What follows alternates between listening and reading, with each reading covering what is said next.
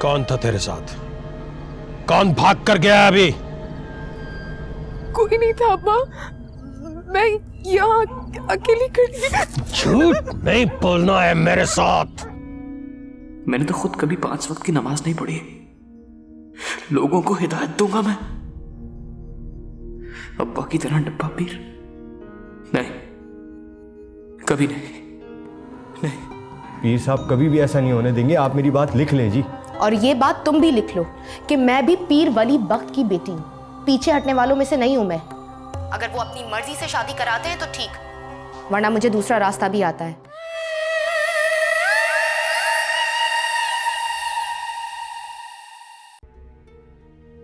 नमाज पढ़नी छोड़ दे। तेरी 5 वक्त की नमाज 1 महीने के लिए मेरी जिम्मेदारी।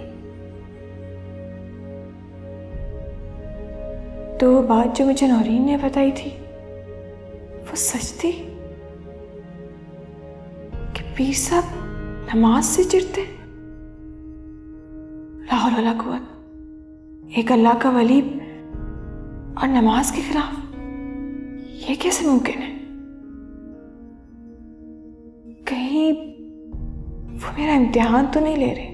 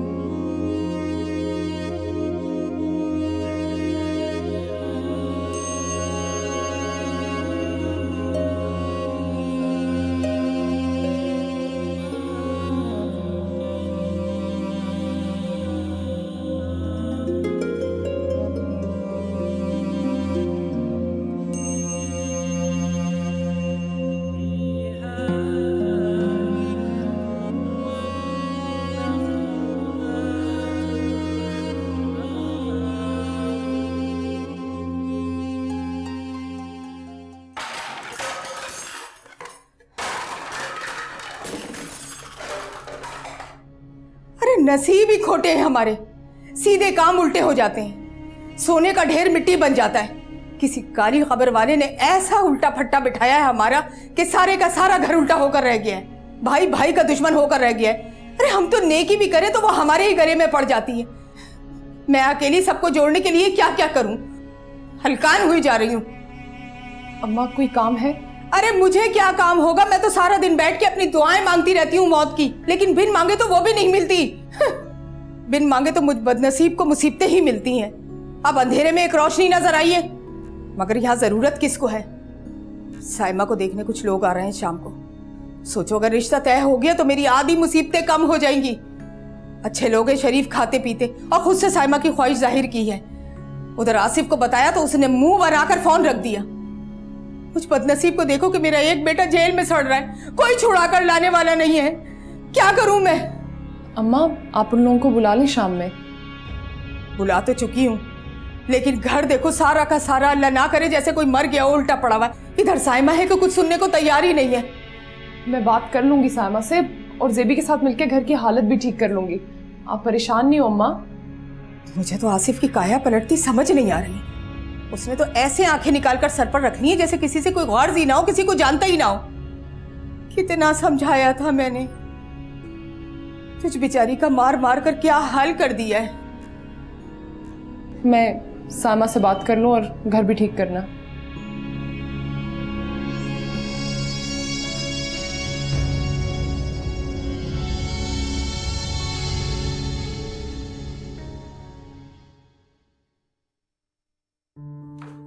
सलाम बीवी जी। वालेकुम अस्सलाम। ये पीर जी ने मेरे लिए भेजा है ना? जी वो। हाँ ठीक है, तुम रख दो, मैं खुद देख लूंगी। जाओ तुम। तो मैं जाऊं जी? नहीं, तुम रुको, मैं तुम्हारी खिदमत करती हूँ, तुम्हारे लिए कोई चाय पानी पेश करती हूँ। नहीं जी, वो पीर साहब ने कहा था जी क्या? कि... क्या कहा था पीर जी ने?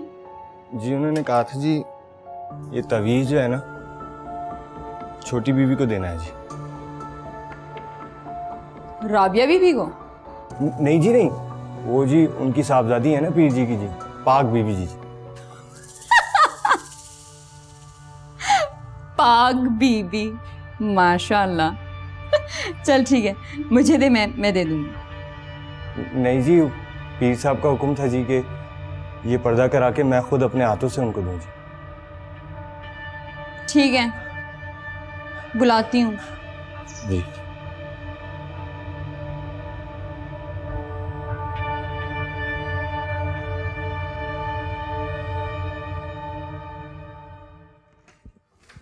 अस्सलाम वालेकुम। वालेकुम अस्सलाम। क्या हाल चाल है भाई? और शुक्र है जनाब को भी हम जैसे गुनाहगार बंदों से मिलने का ख्याल आ ही गया। अरे कैसी बातें कर रहा है, मैं खुद कौन सा नेक परहेज़गार हूँ। अरे नहीं भी थे तो जनाब हुजूर दस्तारबंदी के बाद तो किबला पीर करम वली बख्श साहब हो गए ना, अपनी दरगाह के सज्जादा नशीन, गद्दी नशीन। तुझे कैसे पता चला? कल के अखबार में काफ़ी अच्छी तस्वीर छपी है आपकी, खबर भी। वैसे यार बड़े अफसोस की बात है, तुमने हम जैसे दोस्तों को बताना भी ज़रूरी नहीं समझा कि कहीं साले मुफ्त में दम दुरूदी ना शुरू करवा लें पीर साहब से। क्यों मजाक क्यों कर रहा है यार? मजाक? ऐसी बातें मजाक में नहीं की जाती।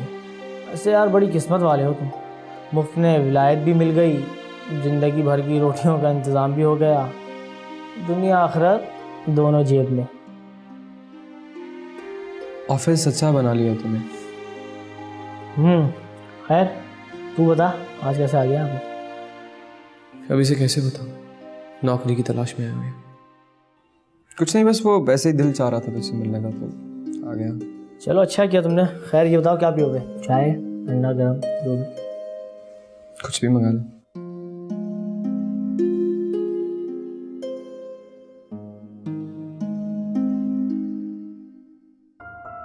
बहुत प्यारी लग रही हैं। देखिएगा इस बार तो वो लोग शगुन डाल के ही जाएंगे। ज़ेबी जल्दी करो, वो लोग आ गए हैं, उन्हें ड्राइंग रूम में बिठाया है, फिर साइमा चाय लेके जाएगी ना। बस 2 मिनट। देखिए अच्छी लग रही है ना साइमा? माशाल्लाह, खुदा इसके नसीब अच्छे करे। चलो जल्दी से तुम इसको लेके आ जाओ। ज़ेबी तुम प्लीज़ मेरे साथ चलो, मेरा दिल बहुत घबरा रहा है। मैं आपके साथ कैसे जा सकती हूँ? बाजी आवाज़ दे रही हैं, चलें? तुम्हें यूँ रिस्क नहीं लेना चाहिए था। पाक बीबी जी, अगर आपको एक दिन ना देखूं ना तो मेरी अपनी ज़िंदगी रिस्क पे हो जाती है जी। फिर भी 2-3 दिन का एहतियात बहुत लाजमी था। तुम्हें पता है अब्बा का गुस्सा अभी ठंडा नहीं हुआ है। ये तो आप बिल्कुल ठीक कह रही हैं जी। कहीं पीर साहब को मुझ पे शक तो नहीं हो गया? नहीं नहीं, मेरा नहीं ख्याल कि उन्हें तुम पर शक हुआ। अगर ऐसा हुआ था तो तुम यहाँ नजर नहीं आते। हाँ सही कह रही हैं जी। तो पाक बीबी जी आगे क्या सोचा आपने? क्या आगे भी मैं सोचूं? नहीं नहीं जी, हम दोनों ही सोचेंगे, हम दोनों ही सोचेंगे जी। जी शुक्र है तुम्हें इस बात का एहसास तो हुआ। पाक बीबी जी, आपको क्या लगता है जी इस आग में सिर्फ आप ही जल रही हैं? नहीं, मगर इसका कोई हल तो। अस्सलाम वालेकुम पीर साहब। तू यहाँ क्या कर रहा है? पीर साहब वो नजरानी की संदूकची देने आया था जी। आज के बाद कुछ भी देने घर के अंदर नहीं आना है शमसी। जी बेहतर पीर साहब। दफा हो जाए यहाँ से। जी पीर साहब।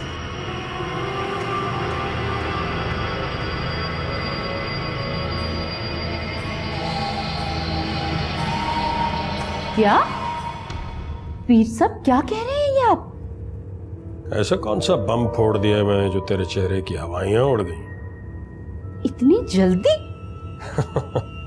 वाह, कल तक तो ये कहती थी फरखंदा बेगम कि पीर साहब बड़े बेहया हैं, बेटी की शादी की उम्र निकली जा रही है और उन्हें अपनी सेज सजाने से फुर्सत नहीं। आज तुझे जल्दी लगने लगी है? ठीक है मगर पीर साहब। मगर कुछ नहीं, तेरा होने वाला दामाद पीर फिरासत अली शाह अलमारूफ छोटे शाह जी गद्दी नशीन है। बहुत बड़ा खानदान है, तुझे खुश होना चाहिए। खुश नसीब है तेरी बेटी के उस घर में भी आई जा रही है। लेकिन इतनी जल्दी पीर साहब? अच्छा है ना, तेरी सारी फिक्र निकल जाएगी। आज मगरिब के बाद निकाह है और साथ ही रुखसती भी। कुछ देर में मेहमान आने वाले हैं, अपने दामाद से मिलना चाहती है तो ड्राइंग रूम में बैठा है, जाकर मिल ले। लेकिन इतनी जल्दी अचानक कैसे? हमारी तो कोई तैयारी भी नहीं है। सब तैयारियां मुकम्मल हैं। कल मैंने तुझसे कहा था ना कि आज की रात इस बच्ची की इस घर में आखिरी रात है। तैयार करा उसे।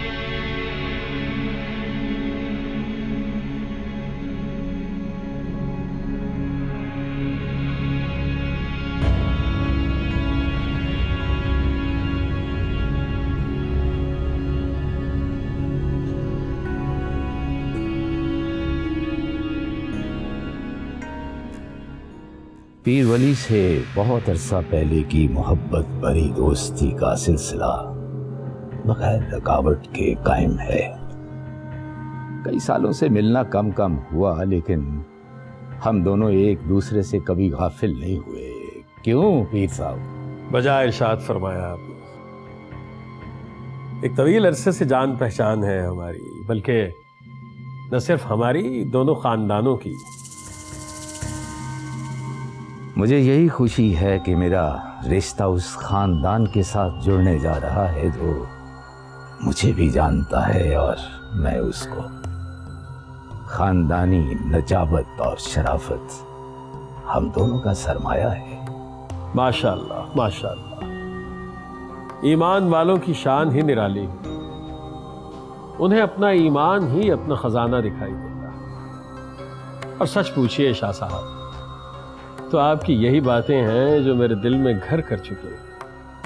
ये तो आपकी मेहरबानी है पीर साहब, वरना मैं कहाँ, मैं तो आपके पांव की खाक भी नहीं।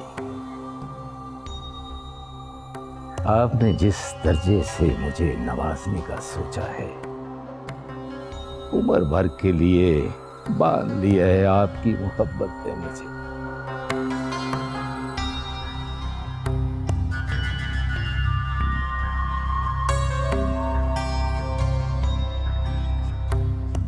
अगर भाभी साहबा भी मेरे बारे में कुछ नेक ख्यालात का इजहार फरमा देती तो मेरे मुस्तरिब दिल को इत्मीनान नसीब हो जाता। जानती हैं आपको, न सिर्फ आपको बल्कि आपके पूरे खानदान को जानती हैं। भाई आप कोई अनजान थोड़ा ही हैं शाह साहब। वैसे ही फरखंदा बेगम को बोलने की आदत जरा कम है, और सच पूछिए तो इनकी यही आदत मुझे पसंद है। माशा अल्लाह, माशा अल्लाह। कम कोई भी विलायत का एक दर्जा है पीर साहब। बेशक बेशक, वो अलग बात है कि अल्लाह ने किसी औरत को वली नहीं बनाया।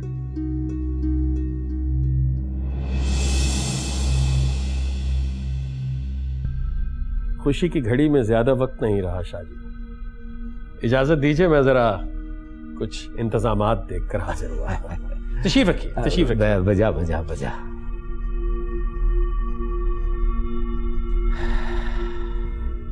अरे गजब खुदा का, कैसे हवाई दीदा लोग हो गए हैं। अरे कम बख्तो, किसके रिश्ते के लिए आए हो, किसके नाम का ठूंस रहे हो, ये तो देख लो।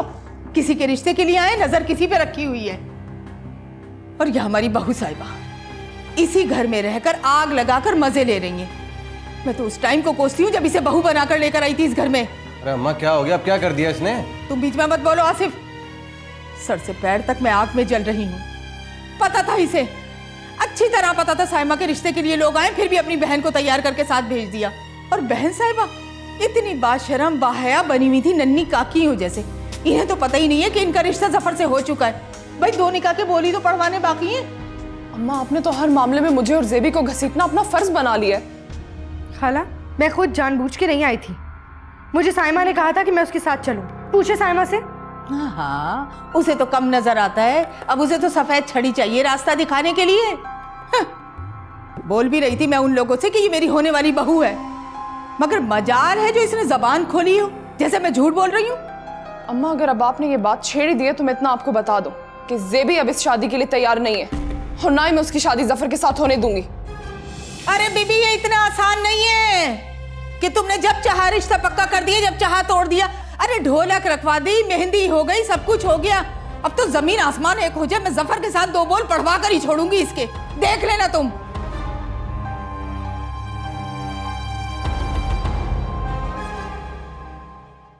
मेरी बात कान खोलकर सुन ले पीर साहब, आप मेरी लाश पर से गुजर के ये रिश्ता करेंगे। तू भी कान खोल के सुन ले फरखंदा बेगम, तेरे इस जिंदा जिस्म को लाश बनने में वक्त नहीं लगेगा। तेरा गला दबा दूंगा ना तो तू 2 मिनट में लाश बन जाएगी।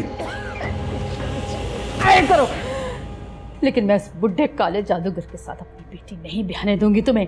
अरे सारे जहान में काले इल्म का माहिर मशहूर है ढकोसलेबाज। मुंह को बंद रख, मैं कह रहा हूं बंद रख। वो काला इल्म करता है ना, ढकोसलेबाज है। मैं क्या हूं? है? मैंने सारी जिंदगी काला इल्म किया है, और इसी ढकोसलेबाज के साथ तूने जिंदगी गुजारी है। मेरे कमाए हुए पैसे से मनो सोना खरीदा है तूने, तब तो बहुत खुश थी। आज तेरी बेटी की शादी ऐसे शख्स के साथ हो रही है तो फसाद खड़ा कर दिया। करूंगी फसाद खड़ा। नहीं है वो मजबीन के लायक। तेरी उम्र का कुछ तो ख्याल कर। देख फरखंदा, बात को समझने की कोशिश कर। गद्दी नशीन है, खानदानी आदमी है, इज्जत, दौलत, शोहरत सब कुछ है उसके पास। तेरी बेटी को फूलों की तरह रखेगा। फूलों की तरह? जैसे पहली 2 बीवियों को फूलों की तरह रखकर जीते जी कब्र में गाड़ दिया उसने। कौन नहीं जानता इस बदबख्त की असलियत को? और तू चाहता है मैं जानते पूछते अपनी फूल सी बच्ची कुएं में डाल दूं? ऐसा नहीं होगा, नहीं होगा ऐसा। मैं कोई पागल थोड़ा ही हूं। मैं उसके निकाह की शराइत ऐसी रखवाऊंगा कि इसकी जान तोते की तरह वाजिबीन के हाथ में होगी, बल्कि इज्जत भी। सच कह रहा हूँ, वैसे कुछ नहीं होगा। नहीं बीजी, कुछ भी कह लो, मेरा दिल नहीं मानता। जाके इनकार कर उसे और चलता कर उसे यहाँ से। अब तुम मुंह फुला के इस निकाह में शामिल हो या अपनी खुशी से, ठीक 1 घंटे बाद निकाह होगा। और अगर तूने कुछ गलत करने की कोशिश की तो खुदा की कसम, अंजाम की जिम्मेदार तो खुद होगी।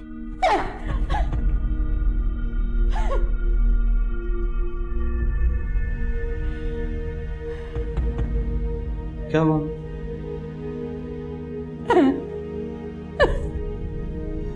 वो बहन है मेरी, इस घर का कूड़ा करकट नहीं है, कोई भी उठा के बाहर रख देगा उसे। मैं अब्बा से बात करने जा। ना मेरा बच्चा, अभी जिंदा होने में मैं खुद करूंगी बात। पहली बात तो माजबीन खुद ही इनकार कर देगी। वो मुझसे कह चुकी है कि वो किसी और क्या मतलब?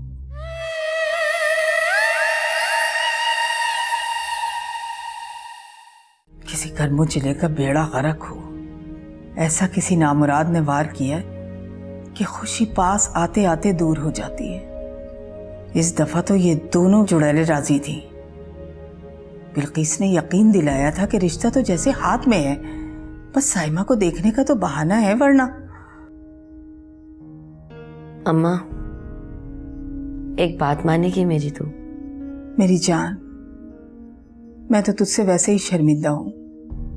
ये कमबख्त तो लोग वैसे ही आते हैं, वरना मेरी शहजादी में किस चीज की कमी है?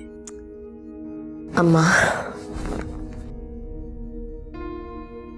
मेरे सर पे हाथ रख के कसम खा कि तू मेरी बात मानेगी। मेरी जान, मेरी शहजादी, मेरी जान तुझ पे कुर्बान। तू एक दफा कहे तो सही, क्यों नहीं मानूंगी तेरी बात? चल रहने दे, दफा कर। मुझे पता है तू मेरी बात नहीं मानेगी। माँ पे एतबार नहीं है क्या? नसीब पे नहीं रहा। खैर छोड़, ये देख मेरा हाथ। वो मेरी सहेली है ना शहनाज, उसने मेरा हाथ देखा था अम्मा। नहीं बेटा, हाथ वाथ दिखाना अच्छा नहीं होता। अम्मा, वो शहनाज कह रही थी कि साइमा, तेरे हाथों में तो शादी की लकीर ही नहीं है। अरे दफा काले मुंह वाली, मनहूस काली जबान वाली। उसकी खुद की शादी नहीं हुई, इसीलिए तेरा दिल बुरा कर रही है। भला उस हफ्ची को कौन ब्याह कर लेकर जाएगा? तू फिक्र ना किया कर, परेशान ना हुआ कर। मैं तुझे कल पीर साहब के पास लेकर जाऊंगी, सब ठीक हो जाएगा। वैसे भी उन्होंने कल बुलाया है। मुझे नहीं जाना, बार बार ये बातें ना किया कर मुझसे। नहीं जाना मुझे कहीं भी, नहीं करनी मुझे शादी। सर दबा मेरा, मुझे दर्द हो रहा है सब।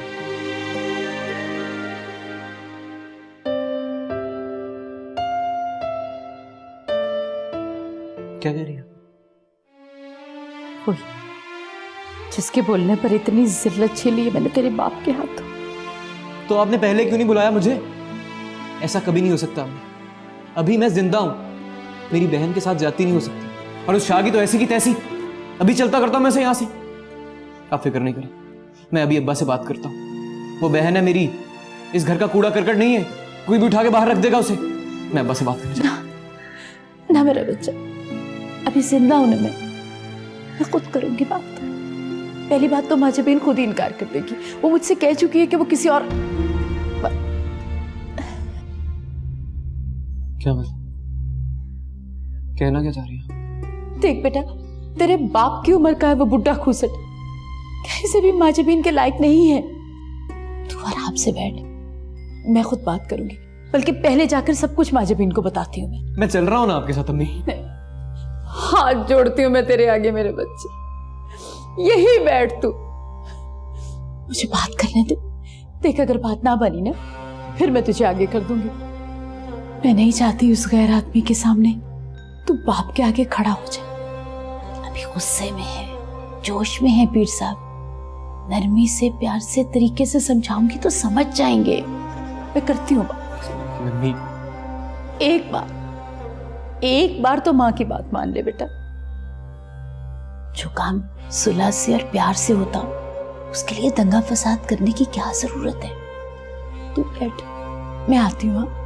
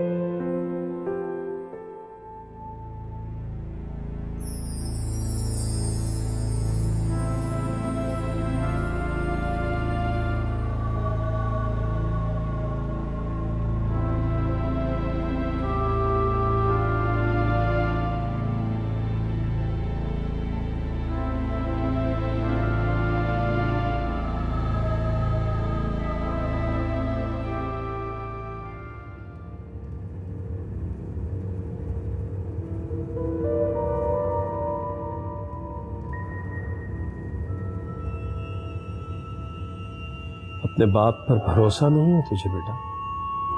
नहीं अब्बा, ऐसी तो कोई बात नहीं। बहुत फिक्र रखता हूँ तुझे, हर वक्त तेरे लिए परेशान रहता हूँ। बड़े शाह साहब के उर्स पे बहुत पहुंची हुई हस्तियां आई थी, बहुत आला मकाम बने। मैं तो बस दस्तारबंदी के फौरन बाद एक ही कासा रख के बैठ गया उनके साथ। अब्बा, एक ही दुआ, एक ही इल्तिजा। अपनी मेहनतों के, अपनी रियाजतों के सदके में दुआ कीजिए कि मेरी बच्ची पहले जैसी हो जाए, भली चंगी हो जाए। बड़े शाह साहब, अल्लाह ने यकीनन आला मकाम दिया होगा, इस दुनिया से जा चुके। उनके बेटे झूले शाह साहब, नाम तो सुना होगा ना बेटा?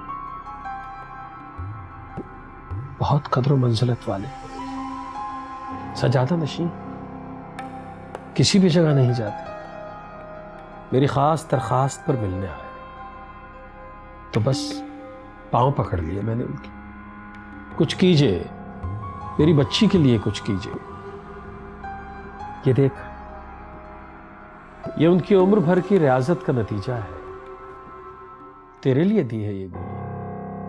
कहने लगे अपनी बेटी को ये गोली खिला दो, बिल्कुल ठीक हो जाएगी। ले मेरा बच्चा, खा ले, ये ले, ये ले,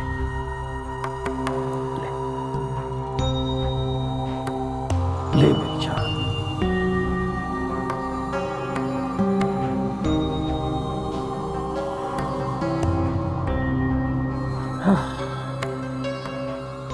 उस दिन मैंने जब तुझे दरख्तों के झुंड में छुपे देखा तो मैं समझ गया था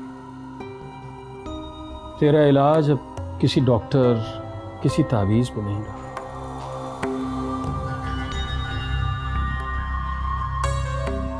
बहुत बहुत अजीम होती है वो औलाद जो अपने माँ बाप की इज्जत और उसके एहतराम का ख्याल रखती है।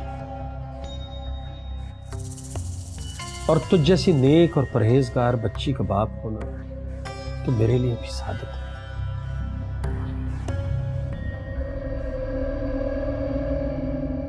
बस यही फिक्र थी, शाह साहब से मैंने यही दरखास्त की, तेरी बच्ची की शादी किसी अच्छी जगह हो जाए। बहुत अच्छी जगह से रिश्ता आ गया है तेरा। आज तेरा निकाह है बच्ची, और निकाह के फौरन बाद रुखसती। और मुझे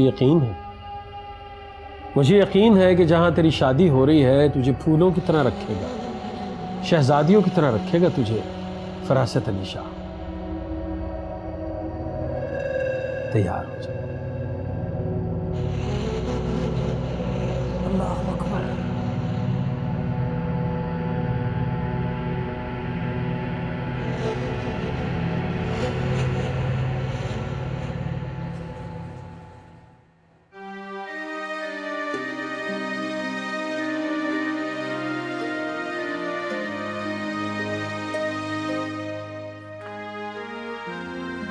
क्या हुआ? तबीयत ठीक नहीं है तुम्हारी? तायरा,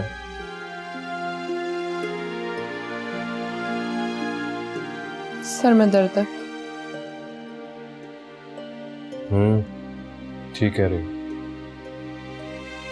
अम्मा की बकवास सुनने के बाद इस घर में किसके सर में दर्द नहीं है? मेरे खुद सर में बहुत दर्द है। चाय की तलब हो रही है।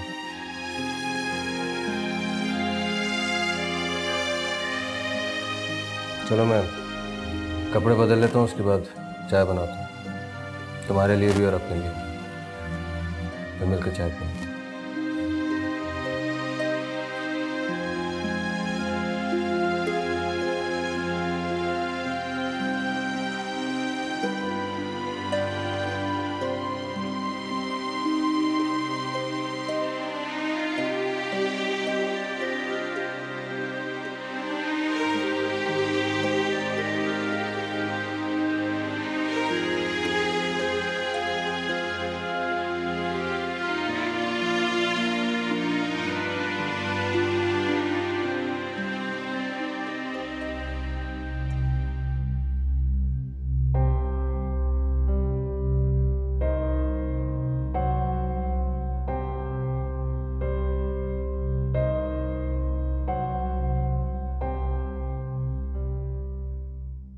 बात आई समझ में? समझ? पीर साहब आप खुद ही तो कहते हैं इस पगली में समझ जरा कम ही है। अब मैं इतनी झटपट इतनी मुश्किल बात को कैसे समझूं? नौरीन, बक बक का एक वक्त होता है और मैं इस वक्त बक बक सुनने के मूड में नहीं हूं। क्यों? आपकी गाड़ी निकली जा रही है तो यही समझ ले। चल उठ, चल मेरे साथ। बहुत जल्द दिल से उतर गए पीर साईं के। अब इस बकवास का क्या मतलब है? नई नवेली छैल छबेली सोहनी मनमोहनी 21 साल की राबिया जो इस पागल नौरीन की याद आ गई।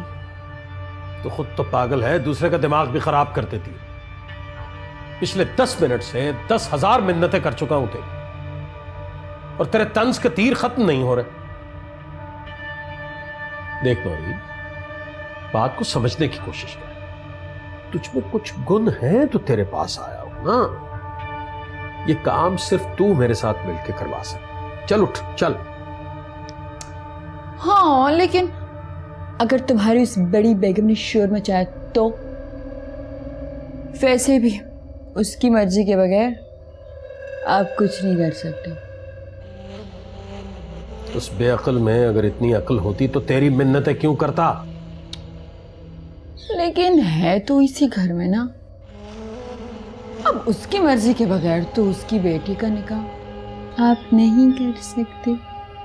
अपनी बेटी का वली वारिस मैं हूं, फरखंदा बेगम नहीं। और उसका बंदोबस्त भी मैंने कर लिया। तुम ये नेल पॉलिश वहां रखो, रख देना। चल उठ, चल मेरे साथ। चल।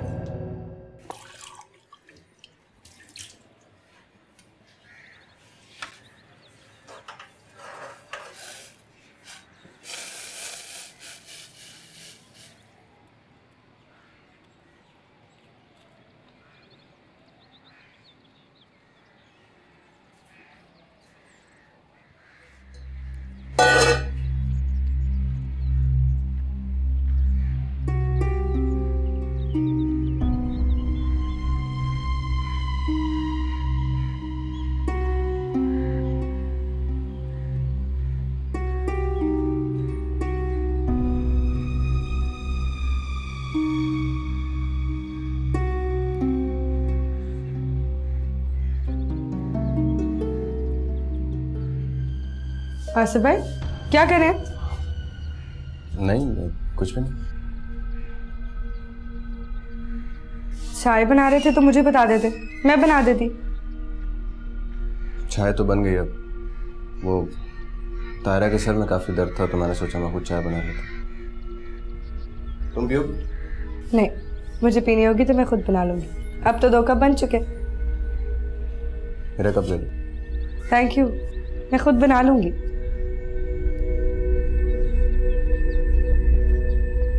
भी मुझे तुमसे कुछ बात करनी थी।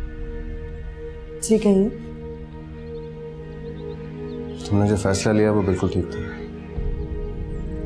क्या मतलब? मैं उस वक्त अम्मी के कहने में आ गया था, वरना सफर किसी लिहाज से तुम्हारे लायक नहीं था। तो खुदा की करनी थी कि ऐन निकाह के वक्त वो पकड़ा गया। शायद खुदा की मर्जी भी नहीं थी इस बार। बस मैं तुमसे ये कहना चाहता था कि आइंदा कभी भी कोई भी फैसला लो तो बहुत सोच समझ के लें, और तुम्हारे हर फैसले में मैं तुम्हारे साथ हूं।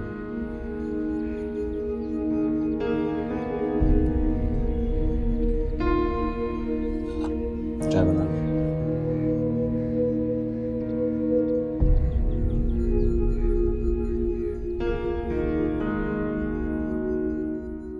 बस बहुत हो गया। हर बार आपकी जायज नाजायज बात नहीं मानी जाएगी। ये मेरी बहन का मामला है और इसमें चुप नहीं रहूंगा। मैं बता रहा हूं आपको। तेरी बहन होने से पहले वो मेरी बेटी है, मेरे जिगर का टुकड़ा है। तू क्या समझता है मैं उसके लिए कोई गलत फैसला करूं? निहायत नामुनासिब फैसला कर रहे हैं। खुदा का खौफ कीजिए। वो शख्स जो उस कमरे में बैठा, वो बुढ़ा, उम्र में आपसे भी ज्यादा है। जरा अपने दिल पर हाथ रख के तो देखिए, सोचिए, क्या वो मेरी बहन के लायक है? अब्बा मैं आपको बता रहा हूं, अभी उसे यहां से चलता कीजिए, वरना मैं खुद उसे। 1 मिनट करम, ऐसा नहीं करते हैं बेटा। कुछ भी है करम, वो हमारा मेहमान है। मेहमान है तो मेहमान बनकर रहे ना, खाए पिए और चलता बने यहां से। ऐसा ही होगा। मगरिब के बाद उसकी फ्लाइट है, वो वापस चला जाएगा। तो फिर ये सब बिखेड़ा किस लिए? अरे भाई, मना कर दिया है मैंने उसे, इनकार कर दिया है मैंने। न तू राजी है, न तेरी बहन राजी है, न तेरी मां राजी है, तो जबरदस्ती तो मैं ये निकाह नहीं कर सकता ना। मैंने उससे कहा है कि हमें सोचने के लिए वक्त चाहिए। कुछ वक्त लेते हैं, उसके बाद जैसे तुम लोग कहोगे वही फैसला होगा। सच कह रहे हैं आप पापा? तेरा क्या ख्याल है? इस दाढ़ी के साथ मैं झूठ बोलूंगा है? ऐसा नहीं है बेटा, ऐसा नहीं है। शुक्र है तुम लोग मेरी औलाद हो। ऐसे तो नहीं कर सकता ना तुम लोगों के साथ। करम, एक काम कर, मेरी गाड़ी लेके डेरे पे चला जा। मेरे 2-3 बहुत खास मेहमान आए हैं, उनकी बुकिंग है होटल में, उन्हें वहां छोड़ दे। अब्बा किसी और को बोल। यार ऐसी बातें क्यों कर रहा है बेटा? कहा ना मेरे खास मेहमान है यार। ड्राइवर को भेजता अच्छा थोड़ा ही लगेगा। कभी तो मेरा बेटा बन के मेरे साथ खड़ा हुआ कर। क्या सच कह रहे हैं?